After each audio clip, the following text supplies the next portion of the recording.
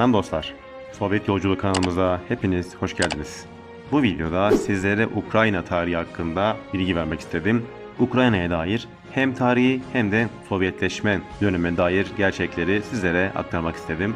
Hatırlıyorsunuzdur. Ukrayna ve Rusya çatışmalarının başladığı günlerde Rusya Devlet Başkanı Vladimir Putin'in Ukrayna diye bir ülke yok şeklindeki bir çıkış olmuştu. Hepiniz hatırlıyorsunuzdur. Ülke bazında bakmaktan öte bölgede yaşayan halklara kültürel ve sınıfsal bir bakış açısıyla baktığımızda tarihsel süreçler daha da detaylı bir hal alıyor. Dolayısıyla tarih ve kültür ışığında Ukrayna'nın kuruluşu ve bölgedeki halkların özgürleşmesine bakmak konuya daha doğru bir ışık tutacaktır. Gelin Ukrayna'nın tarihine hep birlikte göz atalım.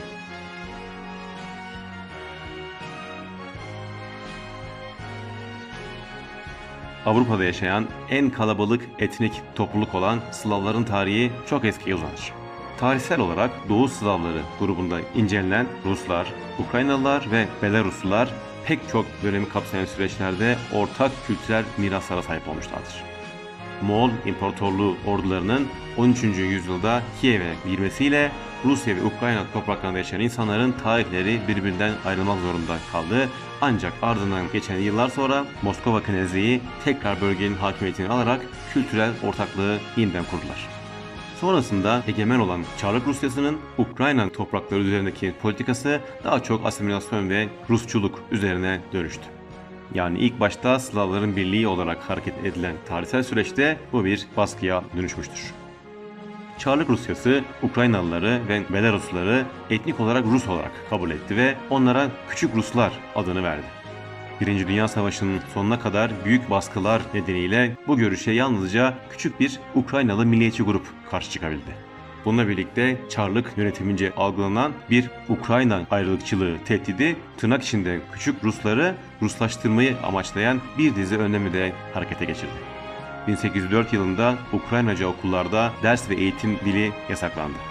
1876'da çoğu Ukraynaca ders verilmesi, kitap basılması, Ukraynaca olarak halka açık etkinlik yapılması ve hatta müzik notalarına eşlik eden Ukraynaca metinlerin basılması yasaklandı.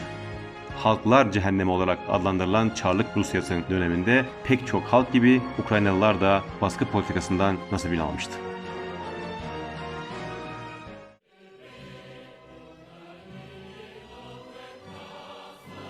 1917 Şubat Devrimi ile birlikte iktidara gelen geçici hükümetle Petro Stepnitski tarafından temsil edilen Ukrayna Merkez Radası arasında resmi ilişkiler kuruldu. Haziran 1917'de Ukrayna Halk Cumhuriyeti kuruldu ve Dmitri Odinets Ukrayna hükümetindeki Rus İşleri Bakanı olarak atandı. Ardından gerçekleşen Ekim devrimi ile birlikte Çarlık rejiminin yıkılmasından sonra Kiev'de başlıca yöneticileri Vinishenko ve Petilyura olan bir özel Ukrayna Cumhuriyeti kuruldu. Aynı yılın Aralık ayında Ukrayna Sovyet Cumhuriyeti ilan edildi. Brest-Litovski Barış Anlaşması'nın görüşmeleri sırasında Almanya ordularınca işgal edilen Ukrayna'da Aralık 1918'de işgalin son bulmasından sonra Petilyura yönetimi başa geçti. 1919'da 21 yıllar arasında Ukrayna, Denikin ve Wrangel komutasındaki Beyaz Ordu'yla Mart 1919'da Rakovski önderliğine kurulan Ukrayna Sovyet Sosyalist Cumhuriyeti'ni destekleyen Kızıl Ordu arasında yoğun çarpışmalar yaşanmıştır arkadaşlar. Ukrayna bu yoğun çatışmalara sahne olmuştur. Bu süreçte Petilyura yönetiminin Polonya ile anlaşılarak Kızıl Ordu'ya karşı yürüttüğü savaş 1921'de Rusya Sovyeti ile 2. Polonya Cumhuriyeti arasında yapılan Riga Anlaşması'yla son buldu. Sovyetler Birliği'ni 1922'de Rusya Sovyeti ile birlikte kuran diğer ülke Ukrayna Sovyeti oldu. Yani aslında Sovyetlerin temeli Rusya ile birlikte Ukrayna'ya dayanmaktadır. Bu kısa tarihsel süreci hatırlatmakta fayda vardı. Çünkü Rusya halkları ile yüzyıllardır ilişki içerisinde olan Ukraynalıların Çarlık dönemindeki asimilasyon politikaları nedeniyle bir öfke duyduğunu, özellikle milliyetçi grupların etkisiyle Rus düşmanlığının ortaya çıktığını söyleyebiliriz. Bu durum Sovyet iktidarın kurulması ve her alanda Ukrayna kültürünün geliştirilme çalışmalarının artmasıyla azalsa da aşırı milliyetçi grupların daima düşmanlığı körüklediği bilinmektedir. Sovyetleşme ile birlikte Ukrayna'da asimilasyonun tam tersi olarak ulusallaşma olarak tercüme edilebilecek Koreanizasyon politikaları büyütüldü ve Rus olmayan uluslar üzerindeki Rus hakimiyetinin ve kültürünün ortadan kaldırılması amaçlandı. Bu süreçte Ukraynacı olan tüm yasaklar kaldırıldı. Ulusal itibarlarının kazanılmasına yönelik faaliyetlerde bulunuldu. Temsilciler ve idari yönetimler nezdinde yerel kişilerin öne çıkması sağlandı. Ukrayna'da tüm çocuklara okulda Ukraynaca öğretilmeye başlandı.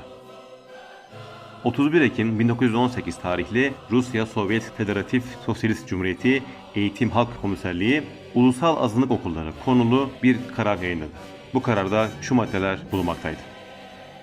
Rusya Sovyeti'nde yaşayan tüm milliyetler Birleşik Çalışma Okulu'nun her iki düzeyinde ve yüksekokulda kendi ana dillerinde eğitim düzenleme hakkından faydalanır.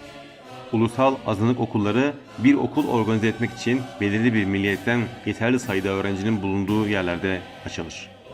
Kültürel yakınlaşma ve farklı milliyetlerden işçiler arasında sınıf dayanışmasının geliştirilmesi amacıyla ulusal azınlık okullarında söz konusu bölgenin nüfusunun çoğunluğunun dilinin zorunlu olarak öğretilmesi yaygınlaştırılır. 1923 yılında kabul edilen Koreanizasyon, Sovyet Cumhuriyetlerinde kullanılan tüm dillerde öğretimi ve kültürel yaşamı içeriyordu. Aynı zamanda Birlik Cumhuriyetleri yönetimlerinde ve partide bir süreliğine kendi Natsrayonilerinde yani milliyet bölgelerinde Natsovyeti yani milliyet konseyleri adı verilen özel bir Sovyetler grubunun oluşturulması da dahil olmak üzere çok sayıda birimler oluşturuldu. Örneğin 20'li yılların sonlarında Ukrayna'da Ruslar ve Estonyalılar için Natsovyeti bile vardı. Yani kısacası Sovyetleşme ile birlikte bir halkın kendini var edebilmesi için gerekli tüm kültürel etmenler ortaya çıkarılmaya çalışılmıştır. Nitekim bu milliyetler politikası Bolşevik Parti'nin tarafından 1913 yılında Rusya'da iktidara gelmeden 4 yıl önce Vladimir Lenin ve Joseph Stalin tarafından formüle edilmişti. Hatta kendisi de bir Gürcü olan Stalin bu fikirleri aynı yıl Marksizm ve Ulusal Sorun eserinde özetlemiştir.